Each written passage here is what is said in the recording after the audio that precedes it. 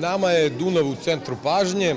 Mi smo jedina beogradska opština koja ima tu privilegiju da ima obe strane obale Dunava, i levo i desnu. Veliki su nam planovi vezani za Dunav. Najveći je svakako most Borča-Zemun. Od naših, ili ajde da tako kažem, samo naših projekata palilulskih, Ada Huja je sigurno prioritet. Pokušavamo da, prikazujući lepu stranu tog poluostrva, očistimo onu zagađenu i tu nam je potrebna svaka vrsta aktivizma.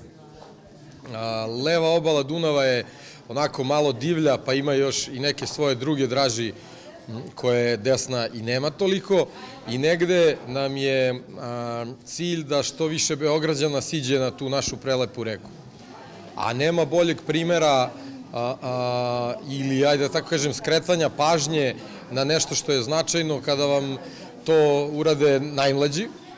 I zato želim deci da čestitam iz ove 3 škole što su negde se ovoga i setila i prihvatila i odradila, i negde mislim da uopšte u našoj zemlji nam je potrebna ta vrsta građanskog, mali građani, aktivizma koja će u ovom nekom sivom vremenu skrenuti pažnju na neke bolje stvari.